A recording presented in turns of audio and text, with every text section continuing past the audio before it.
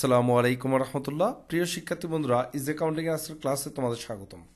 আজকে আমরা কোনো গতানুগতিক ক্লাস নিব না। আজকে আমরা বিবিএ অনার্স ফোর্থ ইয়ার 2022 সালের পরীক্ষার্থীদের জন্য অ্যাডভান্স অ্যাকাউন্টিং 2 এর উপর একটি সাজেশন বা বিশেষ গাইডলাইন নিয়ে আসলাম। তো আজকের গাইডলাইনের ক্লাসটি যদি তুমি ভালো করে মনোযোগ দিয়ে দেখো, তুমিই ডিসাইড করতে পারবা যে তোমার কোন কোন ম্যাথগুলো করা উচিত, কোন কোন ম্যাথগুলো একটু কম গুরুত্ব দিলেও চলবে। এটা কোনো সাজেশন ফলো করতে হবে না, শুধু আমার গাইডলাইনটা একটু মনোযোগ দিয়ে দিলেই হবে। কিভাবে হবে এটা? কারণ আমরা এখানে 2013 সাল থেকে 2021 সাল পর্যন্ত কোয়েশ্চেনগুলোকে অ্যানালাইসিস করে নিয়ে এসেছি যে কোন কোন চ্যাপ্টারের উপর এইবার অবশ্যই ম্যাথ আসবে এবং কোন কোন চ্যাপ্টারের উপর ম্যাথ আসার সম্ভাবনা খুব কম। তো চলো আমরা কথা না বাড়িয়ে সে আমাদের কোয়েশ্চেন অ্যানালাইসিসে চলে যাই। আমরা এখানে একটা কোয়েশ্চেন অ্যানালাইসিস রেখেছি। দেখো 2013 সাল থেকে শুরু করে 2021 সাল পর্যন্ত কোন কোন চ্যাপ্টারের উপর কত মার্কসের ক্লাস আসছে সেটা আমরা দেখি। প্রথম আমরা দেখি ভ্যালুয়েশন অফ গুডউইল।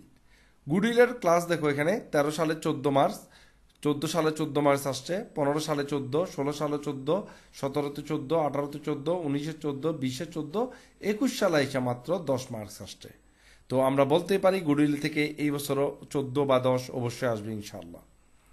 তারপর আছে রয়্যালিটি অ্যাকাউন্টস। এই রয়্যালিটি অ্যাকাউন্টসেও প্রতি বছর পার্ট সিতে একটা করে ম্যাথ থাকে, মাঝে মাঝে পার্ট বি থেকেও একটা ম্যাথ আসে। আর বিজনেস কম্বিনেশন, এটা একটা তৃতীয় নাম্বার চ্যাপ্টার। এই চ্যাপ্টারের আন্ডারে অনেকগুলো ম্যাথ আছে। একটা হচ্ছে অ্যামালগামেশন, একটা হচ্ছে অ্যাবজর্পশন, আর একটা হচ্ছে কনসোলিডেটেড স্টেটমেন্ট বা হোল্ডিং কোম্পানি। তো এই তিনটে চ্যাপ্টারে মিলে মূলত বিজনেস কম্বিনেশন। তো অনেক সময় দেখা যায় এই চ্যাপ্টার থেকেই দুইটা ম্যাথ আসে। তো এই চ্যাপ্টার থেকে কোন কোন ম্যাথগুলো আসবে খেয়াল রাখবো ভালো করে। এই চ্যাপ্টার থেকে হোল্ডিং কোম্পানির ম্যাথ প্রতি বছর অবশ্যই আসে। তার মানে এই যে কনসোলিডেটেড স্টেটমেন্ট বা হোল্ডিং কোম্পানির ম্যাথ প্রতি বছরে আসবে। এর সাথে কখনো কখনো অ্যাবজর্পশনের একটি ম্যাথ আসে, আবার অ্যামালগামেশন থেকে একবার একটা ম্যাথ আসছিল, অ্যাবজর্পশন থেকে বেশ কয়েক বছর একটা ম্যাথ আসছিল। তো এখানে একটা ম্যাথই আসে, ওই ম্যাথটাই বারবার, এই যে 4বার তোমরা দেখতে পাচ্ছ 10 মার্কসের ম্যাথ আসছে, ওই ম্যাথটাই 4বার আসছে। প্লাস গত বছর একটা 4 মার্কসের ম্যাথ আসছিল এখান থেকে। কিন্তু হোল্ডিং থেকে প্রত্যেক বছর একটা করে ম্যাথ আসে, তোমরা দেখতে পাচ্ছ। এবার ডাবল অ্যাকাউন্ট। ডাবল অ্যাকাউন্ট থেকেও আমরা দেখতে পাচ্ছি প্রায় প্রতি বছরই একটা একটা ম্যাথ আসে। শুধুমাত্র 2 বছর 14 সাল এবং 16 সালে পার্ট সিতে ম্যাথ আসে নাই, কিন্তু পার্ট বিতে ম্যাথ আসছিল। তার মানে এই বছরও ডাবল অ্যাকাউন্ট অবশ্যই অবশ্যই তোমাদের জন্য গুরুত্বপূর্ণ। এরপর আসবো আমরা ব্রাঞ্চ অ্যাকাউন্ট। ব্রাঞ্চ অ্যাকাউন্টের ম্যাথ এক বছর আসে, আরেক বছর আসে না, এই ধারাবাহিকতায় চলে। সেম ডিপার্টমেন্ট এবং ডাবল থেকে প্রতি বছরই একটা করে ম্যাথ আসে, আবার কোনো কোনো বছর আসে না। তবে এই বছর ব্রাঞ্চ থেকে ম্যাথ আসবে, এটা অনেকটা সিউরিটি দেওয়া যায় যে ব্রাঞ্চ থেকে এই বছর একটা ম্যাথ তোমরা অবশ্যই পাবা। যেহেতু গত বছর ডিপার্টমেন্ট থেকে 14 মার্কসের কোয়েশ্চেন হয়েছে, এবছর ব্রাঞ্চ থেকে 10 মার্কসের কোয়েশ্চেন হবে ইনশাল্লাহ। তো ব্রাঞ্চ এবং ডিপার্টমেন্ট এই দুটার মধ্যে এই বছর তোমরা ব্রাঞ্চ অ্যাকাউন্ট থেকে ম্যাথ করবো, ডিপার্টমেন্ট থেকে ম্যাথ না করলেও চলবে, পার্ট বি এর ম্যাথগুলো একটু দেখলেই হয়ে যাবে।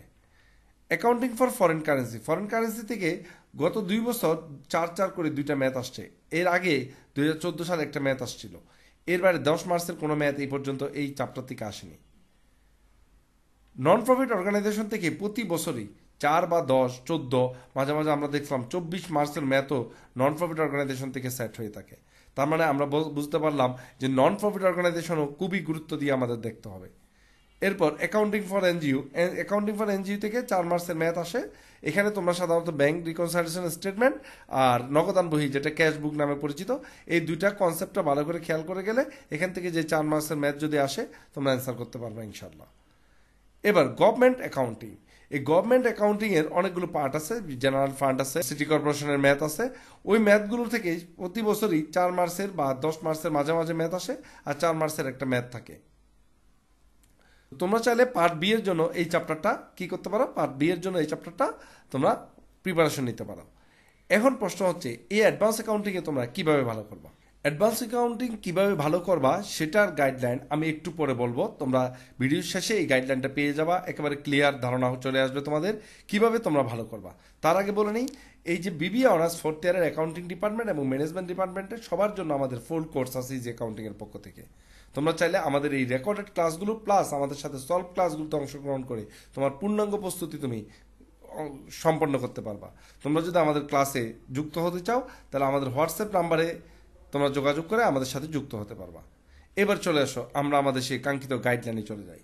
গাইডলাইনে আমরা দেখালাম তোমাদের এখানে এই বছর সবচেয়ে বেশি গুরুত্বপূর্ণ এখানে 6টা চ্যাপ্টার আমি দিয়েছি তোমাদের। একটা হচ্ছে valuation of goodwill, royalty accounts, তারপর consolidated statement, double accounts, branch account আর নন প্রফিট অর্গানাইজেশন। এই 6টা চ্যাপ্টার থেকে তুমি মিনিমাম 5টা ম্যাথ পরীক্ষায় অবশ্যই কমন পাবা। এখন কথা হচ্ছে স্যার অনেকের পরীক্ষার প্রস্তুতি খুব খারাপ, একেবারে দেওয়ালে পিঠ থেকে গেছে, তারা কি করবে? তাদের জন্য এখানে অপশন আছে। সেটা হচ্ছে তোমরা সবচেয়ে বেশি গুরুত্ব দিবা, যেহেতু গুডউইলটা একটু অনেক কনসেপচুয়াল ম্যাথ, এখানে গুডউইলটা একটু কষ্ট হয়ে যাবে।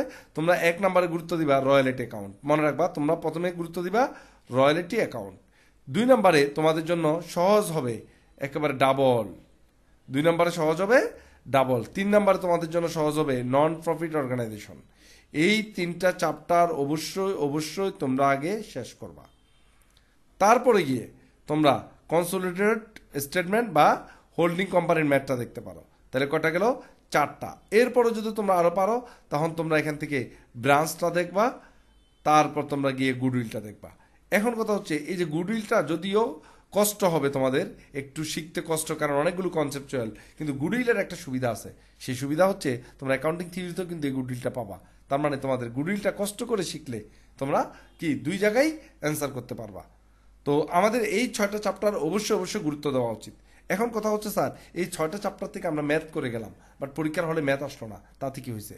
তোমাদের একটা শর্ট নোট আসবে। পার্ট সিতে তোমাদের 8টা কোয়েশ্চেন হবে, 8টার মধ্যে সবার শেষে 17 নম্বরে একটা শর্ট নোট থাকবে।